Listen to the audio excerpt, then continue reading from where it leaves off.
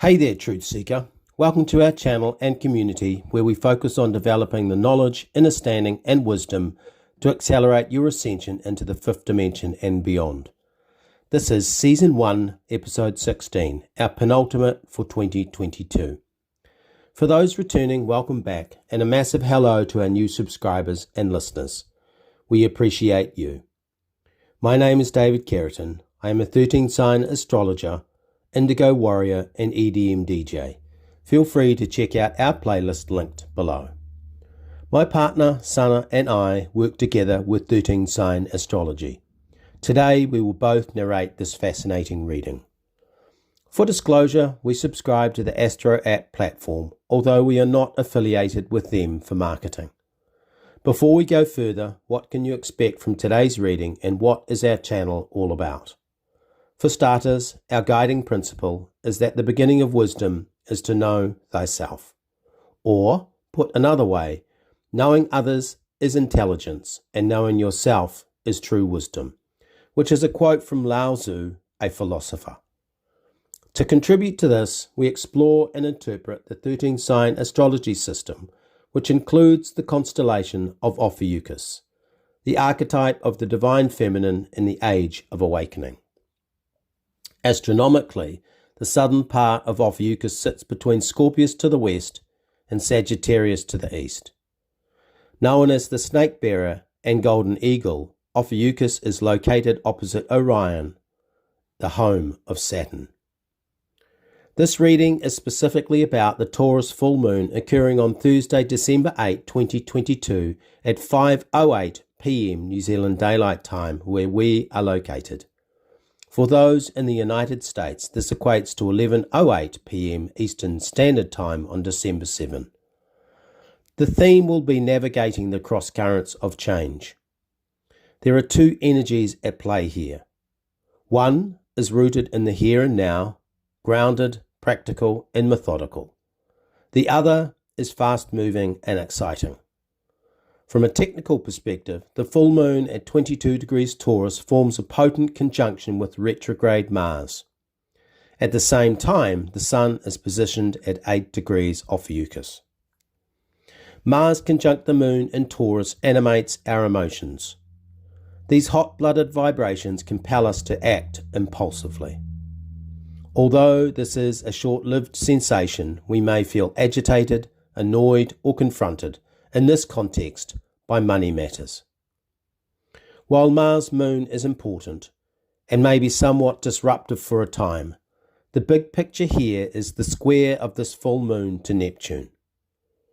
He will be meandering through Pisces between 2022 and 2039. Before we get to that, let's set some context. For us, 13-sign astrology is the study of human behavior through a spiritual lens.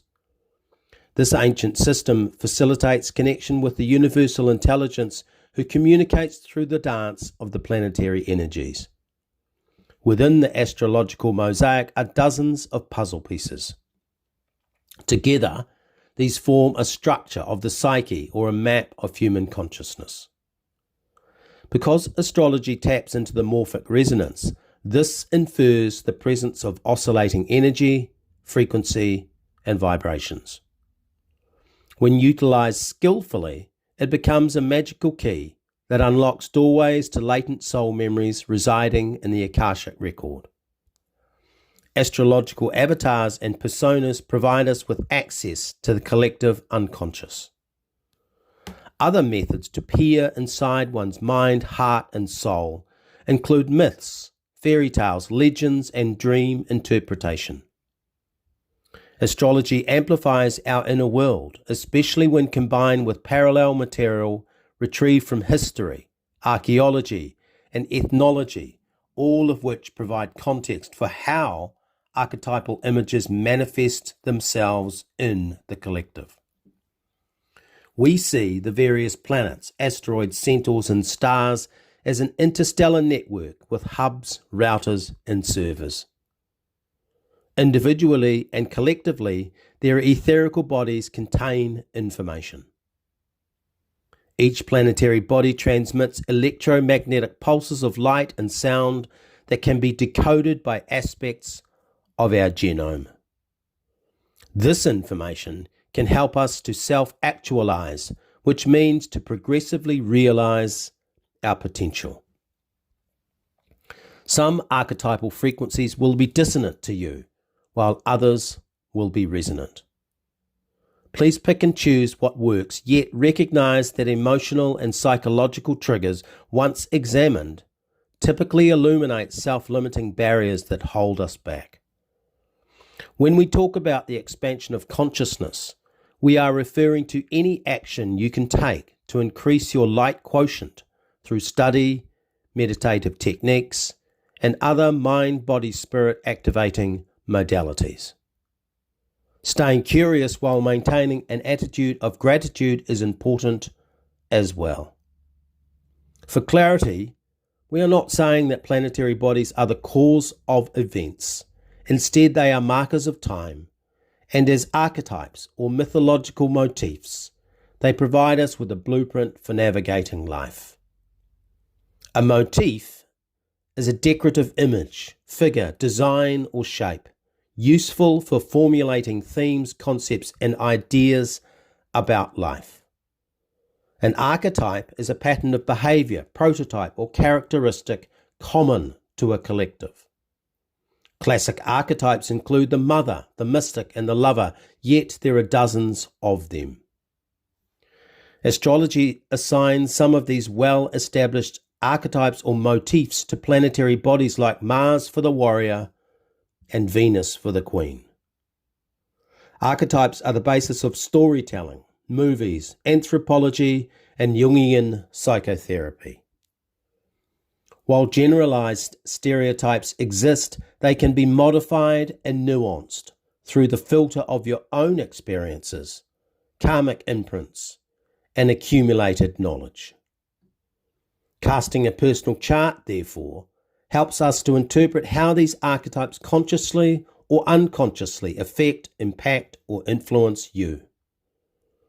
For more on the mechanics and methodology of 13-sign astrology, please review our prior videos and the various links below.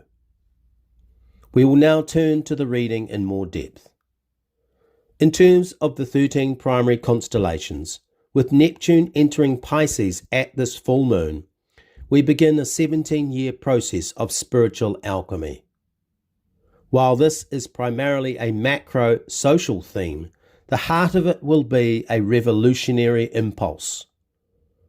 Neptune's synodic cycle of 165 years or so means he was last in this location around 1857. The Indian Mutiny occurred that year, which is recognised as a major turning point that began the unwinding of the British East India Company. This is the sort of zeitgeist we expect as Neptune travels through Pisces. Beyond that, Neptune here in his home sign signals that reconnection to our interdimensional soul tribes will accelerate. Neptunian energies include refined art and mystical experiences that drive deep spiritual regeneration across humanity. Neptune, in the sign of the fish, also signals the beginning of the end for outdated concepts of the material world rooted in the age of Pisces. Replacing them will be an unhindered connection to our divine design. This 17-year process begins now at the full moon. For those who feel called to be at the forefront of the impending changes, we must first review what beliefs, duties, and obligations anchor us to the current economic and social ideology. Standing in the way of this awesome new world are the institutions of church and state, which are expressed in the Grand Cross involving the Sun, Moon, Mars, Neptune, and the asteroid Lilith. We show on the screen this extremely rare astrological alignment. From a practical perspective, the slower, denser energies manifesting at this full moon in Taurus portend friction in the supply chain. A full moon in an earth sign always relates to the physical world, our bodies, and our interaction with Mother Gaia as our provider. We are referring here to food, shelter, clothing, and our connection to planet Earth. With that said, Lilith in a grand cross to the full moon adds complexity, depth, and nuance. As an archetype, Lilith is bipolar. On one hand, she personifies nurture, while on the other she symbolizes a strict, overbearing mother. The Lilith placement in any chart, personal or collective, symbolizes where we are most likely to be consumed by unbridled passion and untamed emotions. Remember that Lilith is an archetype. Therefore, her energies are found in both males and females. One of Lilith's tricks, while in Leo, is to distract us with entertainment. Another is to stimulate comparison and competition, Hunger Games, that allows our energies to be harvested by demonic entities. Lilith in Leo, when expressed negatively, diverts us from our divine design, something we will talk more about later. When in Leo, the Lilith template and characteristics are on full display. A useful metaphor here is that Lilith promises box office glory and 15 minutes of fame, but at what cost? What deal with the devil must be done for wealth, power, and fame? We spoke in our prior episode about the Grand Grimoire and the Red Dragon deceptions that underpin the military-industrial complex, bloated governance structures, and a captured judiciary. One of the keys to this has been the misuse of astrology, alchemy, and ritual to create an egregore, a collective thought form that exists in the lower astral realm. The egregore is also known as the control structure. For this reason, this full moon is about bringing light to the negative manifestation of Lilith because she represents much of what is generating the so-called cardinal vices, lust, gluttony, wrath, and so on. Now we will hear from Sana. The Thelema is a Western esoteric occult philosophy created in the early 1900s by Aleister Crowley. It has been widely adopted by clandestine groups throughout the 20th century to build what we know as the matrix operating system. In the Thelema, Thelemides refer to a collection of gods and goddesses plucked from the Egyptian pantheon who exist as archetypes, motifs, or metaphors. Among these are Isis, Hathor, and the fixed star Sirius. Central to the Thelemite deities is Lilith, an entity associated with the end times. She is revealed in mystical writings as the Scarlet Woman riding the beast of the Antichrist while drinking the blood of saints. Within the various circles, Lilith is called Babylon. Bear with us as we lay this out. In Crowley's writings, Babylon is identified with the tree of life, the sphere representing the great sea of the quantum field. The tree of life is a fundamental archetype in many of the world's philosophical and religious traditions. It is closely related to the concept of the sacred tree. The tree of knowledge connects heaven, the underworld, and the tree of life.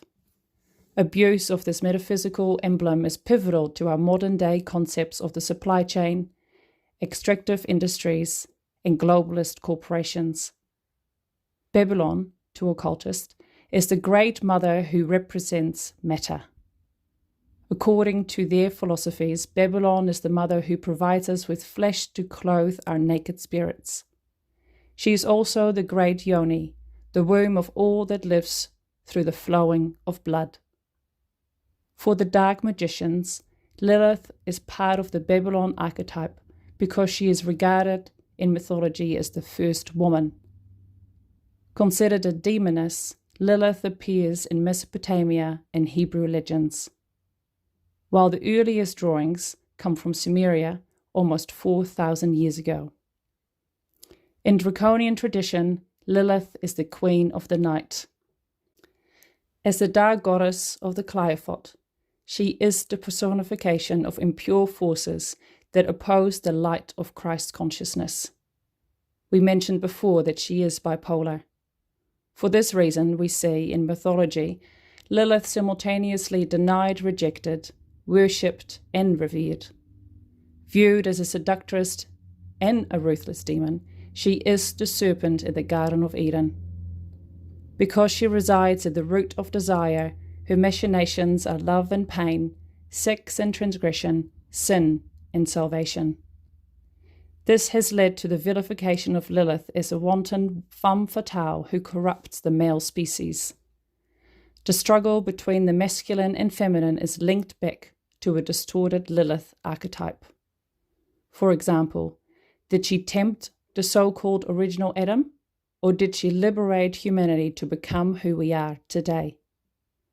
Unraveling the Lilith archetype will be central to how the next 17 years pan out while Neptune travels through Pisces, which has been conflated with the age of patriarchal rule. Think of the colours violet and purple, which feature heavily in the closeted world of organised religion. These are Neptunian colours. Specifically, Lilith represents where we suppress, ignore, dominate, or battle against our emotional intelligence, our insights, and our intuition. Lilith also represents where we aggressively use intellect, logic, and reason to overcome feelings and fantasies. This happens to men and women alike. Lilith symbolizes the temptation to manipulate others as pawns or puppets. When we orchestrate an outcome without regard for the collateral damage, that is Lilith in action. She is our emotional and psychological shadow.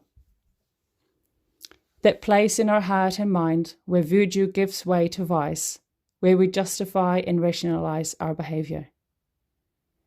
At its extreme, Lilith is also a mythological talisman utilized in occult practices to engage the womb of creation. Unfortunately, those involved in this activity may have become irredeemably corrupted as they descend into dissociative disorders. While most astrologers steer away from the Lilith archetype, we step right in because she holds a pivotal role in today's dynamic masculine-feminine lexicon. With Lilith in Leo, square to the full moon, her energies will be expressed one way or another. This full moon is therefore a clarion call for the dark to become light. While Leo is confrontational and dramatic, it is time for Lilith's shadow to emerge. Only then can she be recognized, deconstructed, and ultimately rehabilitated through the integrative healing power of Ophiuchus, where the sun resides currently. As we conclude, let us reflect. The 13-sign astrological system contains puzzle pieces that help us interpret individual and collective experiences. 13-sign astrology is ancient knowledge that has become secret to all but the insiders who have used it for themselves. These insights, once applied to your life, can have profound impacts on how you perceive and interpret your reason for being. For those of us contemplating and considering what creative contributions we can make as the third dimension collapses, now is the time to go inwards, in mindfulness and meditation to clarify your ideas. We know that we are swimming against the tide of popular astrological opinion. However, this is how we develop character, strength, and resilience. Two energies are competing for our attention at this full moon.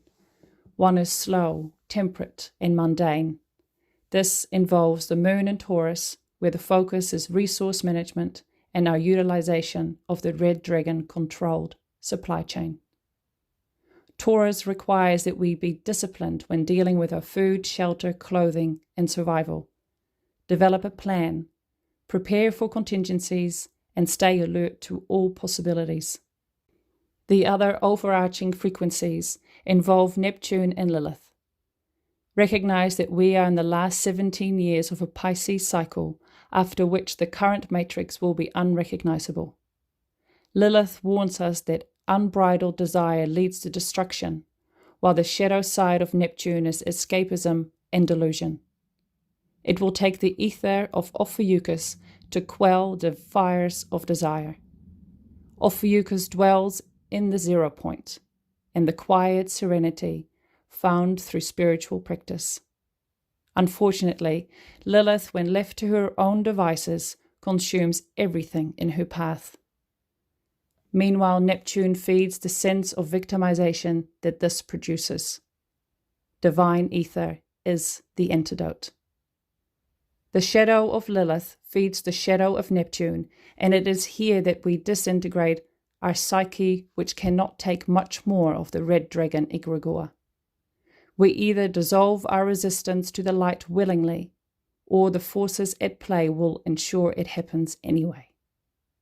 Our prevailing ideas built on Piscean concept of conquest, control, extraction, and exploitation carry low, untenable vibrations. They are unsustainable. So the lesson here is to be willing to confront our ego, our excesses, our fears, and our aggressive tendencies by focusing on who we are. Spiritual beings who chose to have a human experience as part of our soul journey. By 2040, one way or another, the age of Pisces is gone, with the next cycle 26,000 years away. In 2040, Neptune enters Aries, placing a definite full stop on 2,000 years of male-centric systems, where only a small fraction of humanity profits at everyone else's expense. And so it is. Thank you for listening. Please like, share, and subscribe. You will also find us on Facebook at David Carrington. Namaste. This has been a production of Star Kittens Media. All rights are reserved.